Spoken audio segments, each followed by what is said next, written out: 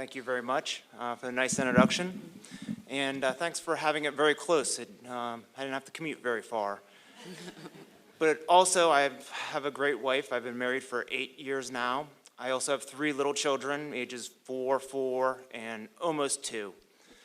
So that keeps me busy. But the thing I would like to focus on is how running has affected my life with being visually impaired and having Leber's.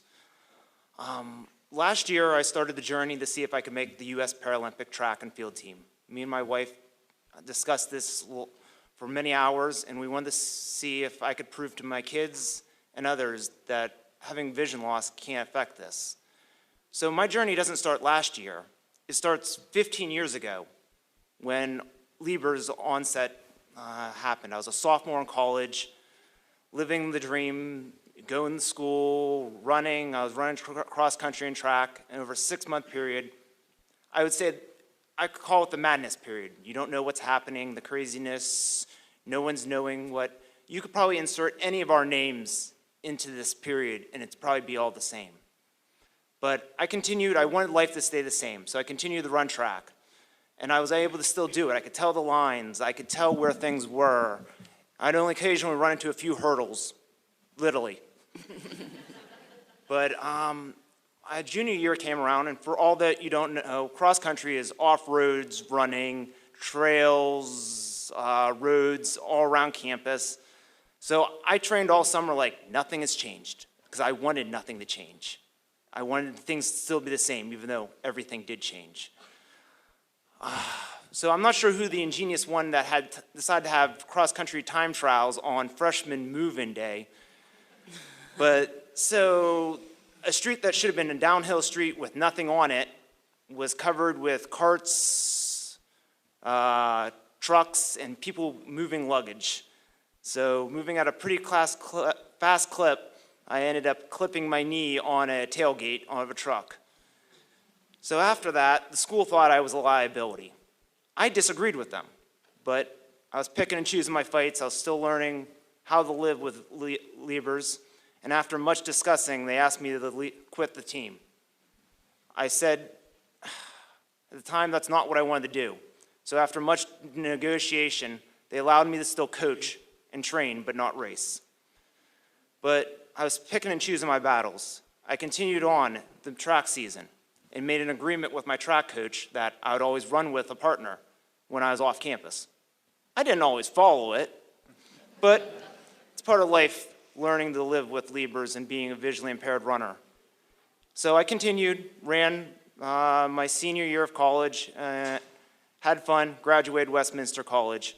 The part I guess I have to miss out is I ended up switching my major. I was chemistry, pre-dental. There's not too many blind dentists out there. Yeah. So the next big adventure came with me as I ended up moving to Duquesne University, downtown Pittsburgh, where you guys were all at last year. But this is a major city, and running has become my stress coper with the whole vision loss, school, everything. So I had to learn to adapt. How does a visually impaired runner run in the city? I found quickly that you could not run in the downtown Triangle District. It just became too impossible. I found trails. I found out where the poles were on the trails and where railroad crosses were, and I memorized all these and came up with safe routes that I could run around the area, around Duquesne, and where not to go and where to go. But these are all things I had to encounter that a normal runner wouldn't have to encounter. So after grad school, got the MBA, moved down here to DC. So I wanted to meet friends. How do you meet friends? Find things that are similar. So I joined a running club. But I was still worried about the liability issue that happened at Westminster. So I went to the track workouts, but I didn't tell anybody that I was visually impaired, especially the coach, till 6 months later. I hid it unless I needed a ride somewhere. They had a thing called Saturday Long Run, which I showed up for the first time, which I found out that day, it was a 16-mile run. I'm like, oh boy. Through the streets of DC, through trails and everywhere in a city that I don't even know. At least Pittsburgh, I knew where I was because I knew it before vision loss. I'm totally lost trying to find out. I made it through 12 miles of that run and praying I'd get back to the starting point or the finish, depending where we're at. Iwo Jima that day. But as I found out, I loved it, and ended up going back the next week and the week after. I met my wife, who was also a marathon runner, and the club ended up being marathon basically focused and pushed me to say, okay, you're going to run a marathon. They convinced me to, actually this was my third, but that's another story and a half, to actually train to run the Marine Corps Marathon. During that, I had my usual incidents of maybe running into something. Actually, my wife was running with a different running club and almost ran into a utility pole, and her girlfriends go, wasn't that your boyfriend? Yeah, it happens. But so during this period, every marathon runner has the ultimate goal to go to Boston.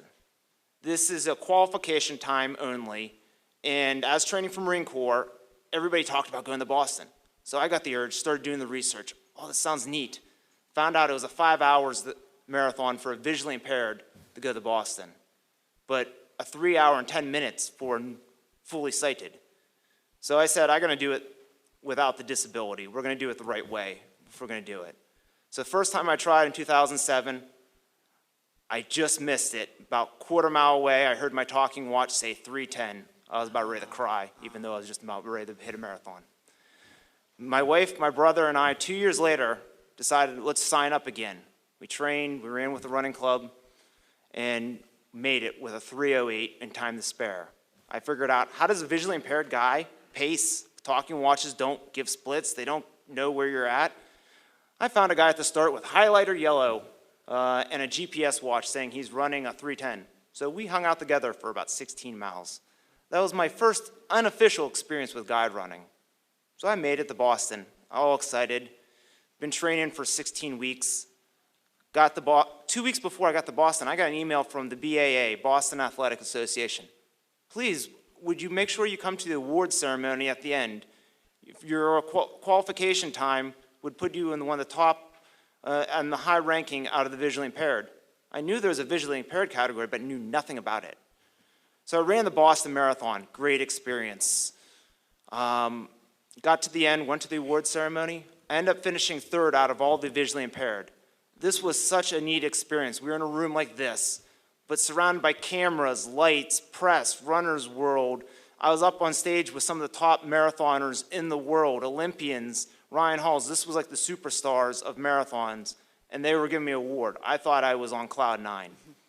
After that, literally minutes after the award ceremony, a group came up to me, Massachusetts Association of the Blind, and this was my first introduction to running as a disabled athlete. Would you want to run our 5K next month? Wrong thing to ask a guy who just ran a marathon. 2 weeks later, they contacted me, would you like to come up? We're guiding visually impaired runners throughout the world to come to our 5K. And I said, yeah, this sounds like a great idea. I ended up, they put us up for the entire weekend and met visually impaired runners from Boston, United States, France, Germany, Kenya, Mexico. Out of that race, there was about 1,000 runners.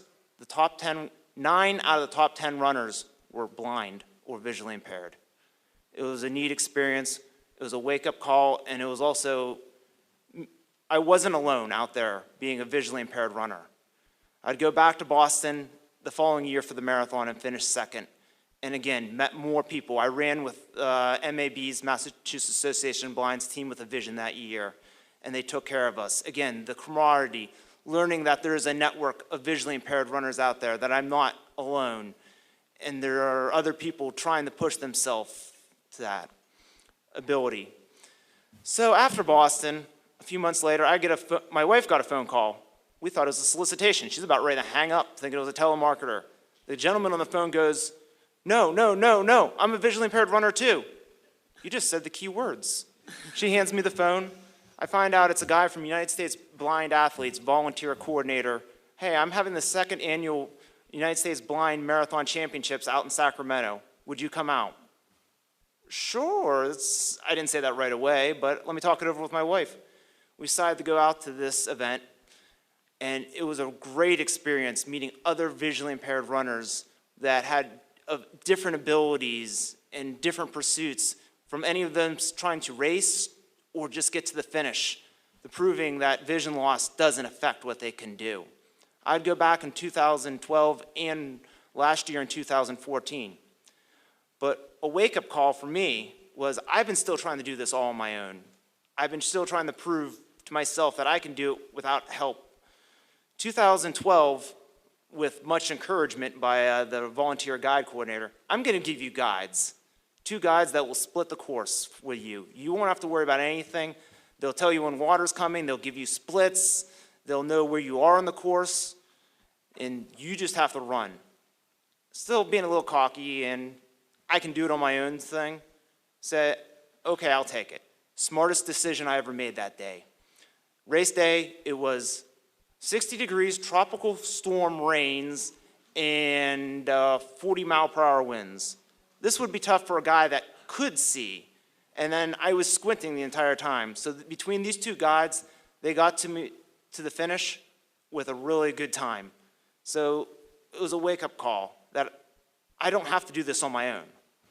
So after my son was born, 2013, I started thinking, what is the next calling? What am I supposed to be doing to push myself further? Is it just be a dad? Is that good enough with 3 little kids? And I saw the Winter Paralympics. I knew in 2012 I had the qualification time in the marathon. After much talk with my wife, she said, why don't you try? What are you going to do, lose? Good point. So we decided to make a journey to see if I could make the U.S. Paralympic team in track and field. And there's 2 things I'm trying to do through this journey. And is one, I want to prove to my 3 little kids that being blind doesn't affect or define you or what you can do, and I would like to do it through that. The second thing is hopefully I can convince a few other people during this journey that it's being blind or visually impaired, it doesn't affect what you can do. You can be out there winning races, you just need some assistance. So tomorrow I leave for LHON University to compete in the United States Paralympics National Track and Field Championships. Hopefully you guys can follow some of my journey. My wife's got a blog. Everybody's got a blog, I guess. It's called daddysblindambition.com. It's her perspective of a visually impaired dad and marathon runner and distance runner training through her eyes, pun intended. But so if there's 2 things I'd like you to get from my journey for the last 15 years being visually impaired is, 1, I think everybody needs their outlet. It's maybe sports, but to cope with the vision loss, have your outlet to help with the stress and the mental with it. I highly recommend United States Blind Athletes because there's a lot of different programs they have, from biking to rowing to introduction to competing at high levels to just getting active. The other thing is I would like to hopefully you can get out of my journey is I hope that Libras doesn't define you. It's a part of us, it's a part of our story, but don't let it define you. So thank you.